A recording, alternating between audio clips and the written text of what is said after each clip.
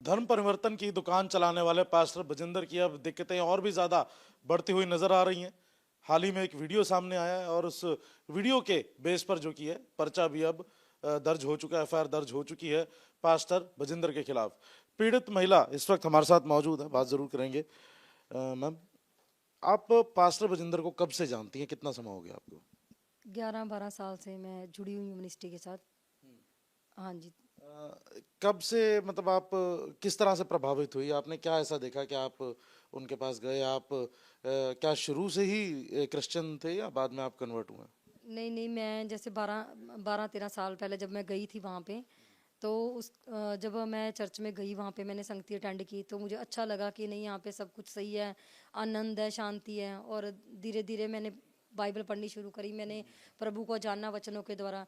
तो मुझे जब मैं बाइबल पढ़ती थी, प्रार्थना करती थी, तो मुझे अंदर से एक आनंद महसूस होता था कि सच में परमेश्वर है। क्योंकि जब हम इतने परेशान होते हैं और जब हम प्रभु को जानते हैं, वो परमेश्वर हमारे अंदर आनंद देता है, शांति देती है। तो धीरे धीरे जब मैंने उस चीज़ों को देखा, प्रभु को जाना, तो मैंने वहाँ पे सेवा शुरू कर दी। मैंने वहाँ पे क्या जाना। ये सिर्फ आस्था थी या फिर कुछ आपको प्रलोभन भी दिए गए थे कि क्रिश्चियन बनने के लिए कोई लालच दिया गया हो किसी तरीके का? नहीं नहीं, ये सिर्फ आस्था थी, विश्वास था। ठीक है। अब जो मामले सामने आ रहे हैं धीरे धीरे सेक्सुअल हरासमेंट के, और उसके बाद मारपीट के, आप खुद पीड़ित हैं, तो इन सब मामलों के बाद ये बताइए, जो टेस्टिमनीज सामने आती हैं सबसे पहले, तो उनकी क्या सच्चाई है? क्या सच में इतनी शक्तियां हैं पास्टर बजिंदर के पास जो कि वो किसी भी मुर्दे को खड़ा कर सकते हैं, या फिर व्हीलचेयर पे बैठे किसी महिला को या शख्स को खड़ा कर सकते हैं? मैं सबसे पहले ये बताना चाहूँगी कि जब हम प्रार्थना करते हैं, हम बाइबल पढ़ते हैं, तो परमेश्वर के अंदर पावर है। प्रभु सब कुछ करने में सामर्थ्य है। और जब हम प्रार्थना करके ट्रस्ट कर कर चर्च में जाते हैं, वहाँ पे संगति अटेंड करते हैं, तो वो आनंद, वो पीस है, जो वो हम वचन को सुनते हैं, तो परमेश्वर का वचन काम करता है। मनुष्य अगर कहे कि मैंने मुर्दा जिंदा कर दिया या मैंने लंगड़ा चला दिया, तो वो गलत चीज़ है, क्योंकि काम प्रभु करता है। जो कुछ वीडियो में दिख रहा है, मारपीट की बात हो आपके साथ, वो सच्चाई है बिल्कुल? हाँ जी, वो बिल्कुल रियल वीडियो है, उसमें कुछ भी एडिट नहीं किया गया है। कहा जा रहा है कि वो एआई से बनाई गई है। नहीं नहीं, उसकी जांच, मैं तो चाहती हूँ जांच की जाए, क्योंकि उसी के द्वारा सब कुछ सच सामने आएगा। महिलाओं के द्वारा और भी एलिगेशंस लगाए जा रहे हैं, उनमें कितनी सच्चाई है? जो हरासमेंट की, जो जिस तरह से छेड़छाड़ के एलिगेशन लगाए जा रहे हैं। देखो, एक जिस चीज़ के मैंने कारण आवाज़ उठाई थी, वो ऐसा ही कुछ मामला था। बट वो उसके पहले जो चीज़ें सामने आई हैं उसके, क्योंकि उस टाइम मैं वहाँ पे उस लड़की को मैं नहीं जानती थी, वो कभी कभी आती थी, अंशु यहाँ पे, और वो नॉर्मल यहाँ पे मीटिंग अटेंड करने आती थी, तो मैं उस चीज़ के लिए नहीं बोल सकती, क्योंकि जो मुझे नहीं पता है। बट हाँ, जब ये जो जिस लड़के को मारा पीटा जा रहा था, उसकी सिस्टर के साथ जब सब कुछ हो रहा था, तो पूरा चर्च देखता था ये चीज़ें। तो इन सब एलिगेशंस में कहीं ना कहीं सच्चाई है? हाँ जी, कहीं ना कहीं सच्चाई है। तो ऐसे शख्स की प्रार्थना इतनी पावरफुल कैसे हो सकती है कि वो किसी को ठीक कर सकती है? देखो, प्रेयर में मैं ये चीज़ कह रही हूँ कि जो विश्वास है उसमें पावर है। ठीक है ना? जब वो हम विश्वास करते हैं, विश्वास के द्वारा हम भी तो प्रार्थना कर रहे हैं घर जाके।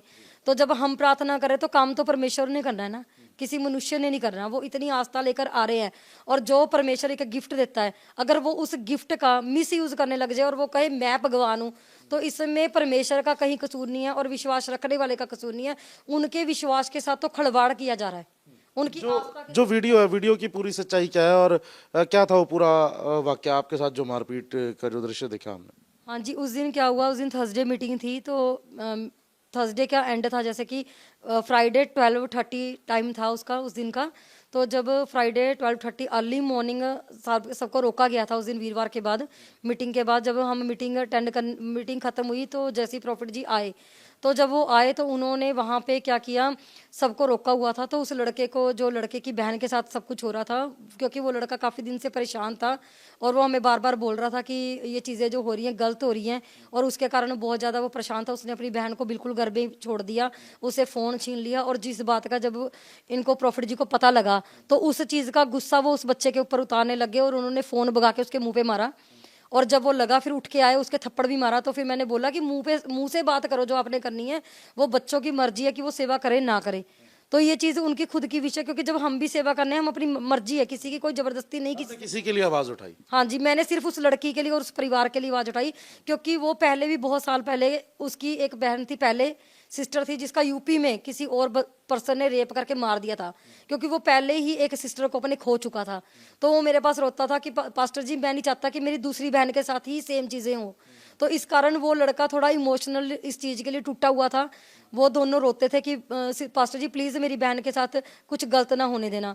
तो मैंने उस लड़की को भी समझाया, पर वो लड़की वो बिल्कुल वो सोचती थी कि नहीं, जो ये चीज़ें ये मेरे भाई बोल रहे हैं ये गलत बोल रहे हैं। तो वो सारी चीज़ें प्रॉफिट जी को बता देती थी कि मेरे को चर्च नहीं आने दे रहे, ये लोग ऐसे कर रहे हैं। तो वो लड़की भी उनका साथ दे रही थी, और मुझे नहीं पता उन्होंने कैसे उनको मैनिपुलेट किया लड़की को, पर वो भाई उस टाइम तक बिल्कुल एंटी थे जिस दिन वो बात हुई है। तो जब वो बात हुई तो उन्होंने जैसे उसके उठ के थप्पड़ मारा, तो मैंने बोला कि ये चीज़ क्यों कर रहे हो आप, उनकी इच्छा। तो उन्होंने वहाँ बैठे थे, कॉपी उठा के उन्होंने मेरे फेस पे मारा। मेरी 1.5 साल की बच्ची उस टाइम मेरी गोदी में थी, और मुझे लगा कि मेरी बेटी के कुछ ऊपर उन्होंने भगा के मारा, और वो उसके लग गया है। और वो एकदम मैंने लड़की को साइड किया और मैं आगे गई, और मैंने उनको थोड़ा आवाज़ को मैंने बोला कि आप ये चीज़ें क्यों कर रहे हो, आप अपने मुंह से बात करो, क्योंकि मैं एक 40 साल की लेडी हूँ, अगर आप मेरे साथ ये चीज़ें कर रहे हो तो वो सही नहीं है, और आप उस बच्चे के साथ भी मारपीट कर रहे हो।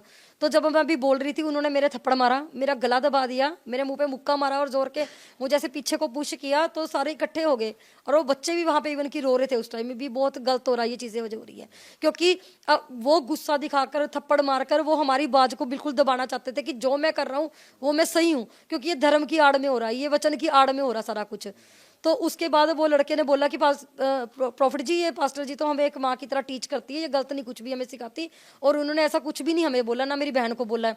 तो उन्होंने ऑन द स्पॉट उसकी तरफ गए और इतना ज़्यादा उस लड़के को मारना शुरू कर दिया, इतना ज़्यादा उस लड़के को मारा कि वो इतना ज़्यादा परेशान हो गया। बाद में भी वो दूसरे कमरे में जाकर अपना सिर पकड़ के रो रहा था कि मेरा सिर अंदर से पेन हो रहा है।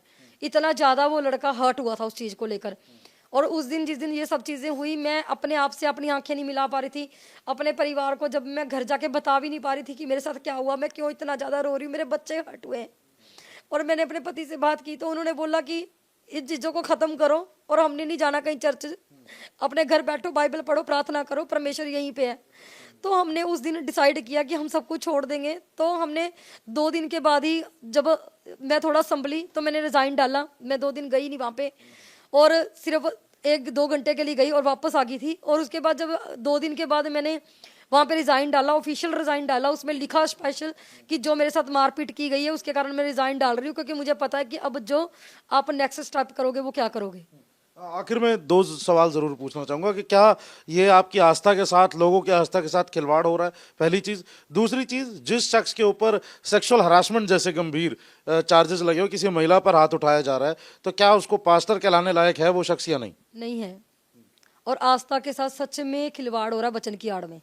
और ये मैं ओपनली बोलूँगी, क्योंकि अगर मैं आज नहीं बोलूँगी तो मैं कभी नहीं बोल पाऊँगी, क्योंकि ये चीज़ गलत है। वचन को, अगर हम वचन को ही रखकर अगर लोग ये सोचते कि आज प्रभु के दास के ऊपर एलिगेशन लग रहे हैं, पर अगर मैं वचन के अनुसार परखूंगी तो अगर गलत है तो वो गलत है, क्योंकि अगर मैं गलत का साथ दूंगी तो कहीं ना कहीं मैं भी गलत ठहरूंगी प्रभु की नज़र में। तो इसलिए जो चीज़ें नहीं है ये परमेश्वर की ओर से नहीं है, सब कुछ गलत है ये। धन्यवाद। साफ तौर पर बात की जाए तो ये वो पीड़ित महिलाएं जो कि वीडियो में नजर आ रही हैं, जिनके ऊपर हाथ जो किया है इस पास्टर बजिंदर द्वारा जो किया उठाया गया। और सबसे बड़ी बात यही है कि किस तरह से कई हजारों लाखों लोगों के आस्था के साथ जो किया वो खिलवाड़ किया जा रहा है, और साथ ही लोग जो कि हैं जो इस शख्स को पास्टर के या प्रॉफिट के नाम से जानते हैं, तो क्या ये शख्स पास्टर या प्रॉफिट कहलाने लायक है? ये तमाम सवाल जो कि आने वाले दिनों में जरूर इनका जवाब मिलता नजर आएगा, क्योंकि अब शिकंजा जो कि है वो पास्टर बजिंदर, जिसने की एक धर्म परिवर्तन की दुकान चलाई हुई है, उसके खिलाफ कहीं ना कहीं सरकार का शिकंजा जो कि है वो अब कसता हुआ नजर आ रहा है। वीडियो जर्नलिस्ट सचिन अरोड़ा के साथ अनमोल सिंह गुलाटी, न्यूज नेशन, मोहाली।